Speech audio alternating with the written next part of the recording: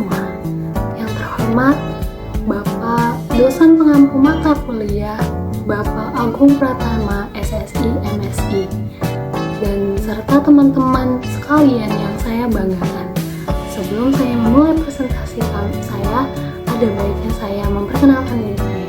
Perkenalkan, nama saya Gloria Stefani Chanturi dengan NIM 1755059 dari Program Studi D4 Kimia Terapan, Fakultas Vokasi Universitas Sumatera Utara.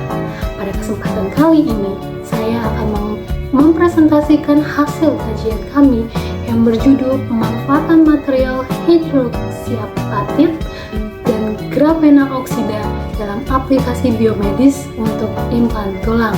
Presentasi ini akan mengupas tuntas mengenai evolusi material implan, mulai dari tantangan yang dihadapi oleh material konvensional hingga potensi solusi inovatif melalui material komposit generasi baru untuk menjawab kebutuhan mendesak dalam bidang rekayasa jaringan tulang.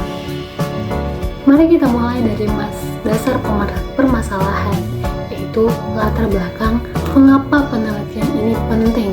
Seperti yang kita ketahui, tulang itu memiliki kemampuan regenerasi yang luar biasa. Namun pada kasus kerusakan yang sangat parah seperti pada tulang majemuk, kemampuan alami ini tidak lagi cukup. Disinilah dunia medis membutuhkan intervensi, salah satunya melalui implan tulang. Selama bertahun-tahun, material logam seperti titanium menjadi andalan utama karena sangat kuat dan tahan lama. Akan tetapi di balik kekuatannya tersimpan dua masalah besar yang sering kali menjadi penyebab kegagalan implan. Pertama adalah fenomena yang disebut stress shielding atau implan logam jauh lebih kaku daripada tulang asli kita. Akibatnya, beban tubuh tidak tersalurkan secara alami ke tulang di sekitar implan. Tulang yang tidak bekerja ini akan melemah dan menipis seiring waktu, membuat implan menjadi longgar. Masalah kedua adalah korosi. Di dalam lingkungan tubuh kita yang cair dan dinamis, logam bisa mengalami korosi, melepaskan ion-ion yang tidak hanya beracun, tapi bisa memicu reaksi peradangan dan penolakan oleh tubuh. Untuk mengatasi masalah-masalah pada implan logam, para ilmuwan beralih ke material yang lebih bersahabat dengan tubuh kita, yaitu hidroksiapatit atau HAP. HAP bukanlah material asing. Ini adalah mineral utama yang menyusun tulang dan gigi kita. Secara biologis, HAP ini sempurna. Tubuh kita menerimanya dengan baik. Bahkan HAP bisa menyatu secara kimia dengan tulang asli dan menjadi rumah bagi sel-sel tulang baru untuk tumbuh. Namun, ada satu kelemahan fatal, yaitu HAP murni dalam bentuk keramik padat, sangat rapuh, mirip seperti porselen. Disinilah inovasi material mengambil peran untuk mengambil HAP yang rapuh menjadi kuat. Kita menciptakan material komposit. Salah satu kandidat penguat terbaik saat ini adalah grafena oksida atau GO. GO adalah material super tipis setebal satu atom, namun memiliki kekuatan mekanik yang luar biasa. Dengan menggabungkan keduanya, kita berharap bisa menciptakan material implan yang ideal. Dari latar belakang yang telah saya paparkan, muncul beberapa pertanyaan penelitian yang menjadi inti dari kajian ini. Pertama, bagaimana kita secara efektif mengatasi kerapuhan HAP agar ia cukup untuk digunakan di area tubuh yang menahan beban berat seperti tulang paha. Kedua, yang tidak kalah penting, apakah penambahan material sekuat GO ini akan mengganggu atau bahkan merubah sifat-sifat biologis HAP yang sudah sangat baik itu? Dan yang terakhir, dari sisi teknis, bagaimana metode terbaik untuk membuat dan mengkarakterisasi komposit HAP GO ini agar kita mendapatkan material dengan struktur dan sifat yang paling optimal untuk aplikasi implan tulang. Berdasarkan rumusan masalah tersebut, tujuan dari kajian literatur kami bagi menjadi di 3 poin. Pertama, kami ingin mengkaji secara mendalam seluk-beluk HAP, baik dari keunggulan biologisnya maupun keterbatasan mekanismenya. Kedua, kami akan menganalisis karakteristik GO untuk mengevaluasi potensinya sebagai agen terkuat. Dan yang ketiga, kami akan menelaah berbagai penelitian yang sudah ada tentang komposit HAP-GO. Manfaat dari kajian ini diharapkan dapat memberikan pemahaman yang komprehensif mengenai potensi besar nanokomposit HAP-GO sebagai material implan tulang yang lebih kuat dan aman. Selain itu, laporan ini diharapkan dapat menjadi referensi yang solid bagi para peneliti lain yang ingin mengembangkan material serupa di masa depan. Sekarang kita masuk di bagian metodologi, di mana kami akan menjelaskan bagaimana HAP disintesis dalam salah satu studi kasus yang kami rujuk. Prosesnya dimulai dari preparasi bahan baku, yaitu tulang ikan baung. Tulang ini direbus dan dibersihkan secara ekstensif untuk menghilangkan semua sisa jaringan organik. Tahap krusial berikutnya adalah kalsinasi atau pemanasan dengan suhu sangat tinggi, yaitu 900 derajat Celcius dengan 3 variasi waktu, yaitu 2, 3, dan 4 jam. Setelah itu dilakukan sintesis HAP menggunakan metode salt gel yang dikenal mampu menghasilkan partikel berukuran nano dan homogen.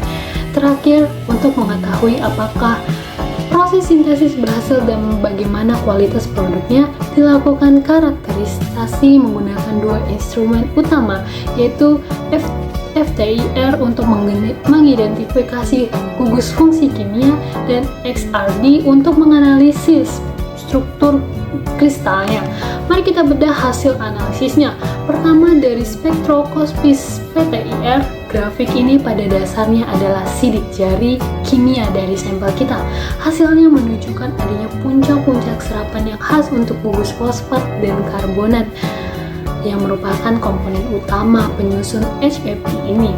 Ini adalah konfirmasi awal yang baik bahwa sejenis HAP telah berhasil. Namun, ada satu temuan yang menarik dan penting. Tidak terlihat adanya puncak serapan untuk gugus hidroksil atau OH yang seharusnya menjadi bagian rumus kimia HAP. Mengapa ini terjadi?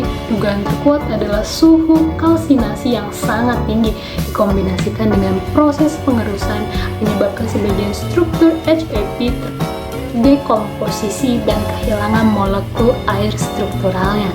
Selanjutnya kita lihat hasil dari difraksi sinar X atau XRD yang memberikan informasi tentang struktur kristal dan kemurnian fase. Di sini pengaruh variasi waktu kalsinasi menjadi sangat jelas. Grafikal untuk kalsinasi 2 jam menunjukkan puncak-puncak yang sangat tajam dan terdefinisi dengan baik.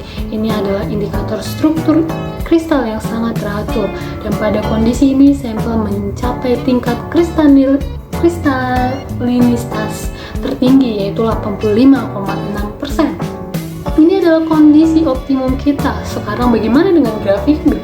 Untuk 3 jam, puncak-puncak menjadi lebih landai dan tidak kristalinitas anjlok menjadi 63,45%, menandakan struktur mulai rusak.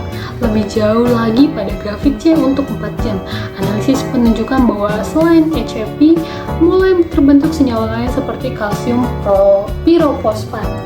Ini membuktikan bahwa paparan panas yang terlalu lama justru merusak kualitas HAP yang ingin kita hasilkan. Sebagai penutup, izinkan saya merangkum poin-poin dari presentasi ini dalam sebuah kesimpulan.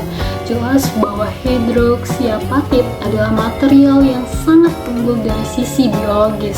Ia sangat ramah terhadap tubuh kita, namun sayangnya ia memiliki kelemahan fundamental pada kekuatan yang rendah. Di sisi lain, kita memiliki grafena oksida, sebuah nanomaterial dengan kekuatan mekanik yang luar biasa yang berpotensi besar untuk menutupi kelemahan HAP. Oleh karena itu, kesimpulan utamanya adalah bahwa pengembangan komposit HAP-GO merupakan sebuah langkah maju yang sangat menjanjikan. Material hibrida ini memiliki potensi untuk menyatukan dua dunia biologi dari HEP dan dunia mekanik dari GO, untuk menciptakan sebuah material implan generasi baru yang tidak hanya diterima dengan baik oleh tubuh, tetapi cukup kuat untuk bertahan lama. Demikian pemaparan dari saya mengenai potensi pemanfaatan komposit hidroksiapatit dan grafena oksida. Semoga apa yang kami sampaikan dapat memberikan wawasan dan bermanfaat bagi kita semua. Terima kasih yang sebesar-besarnya atas perhatian Bapak dosen dan teman-teman. Demikian beberapa hal yang bisa saya sampaikan pada kesempatan hari ini. Saya mohon maaf yang sebesar-besarnya apabila ada tutur kata maupun tindakan yang kurang berkenan bagi Bapak dan teman-teman sekalian. Dengan ini presentasi hari ini saya tutup. Terima kasih atas perhatian dari kalian semua. Wassalamualaikum warahmatullahi wabarakatuh.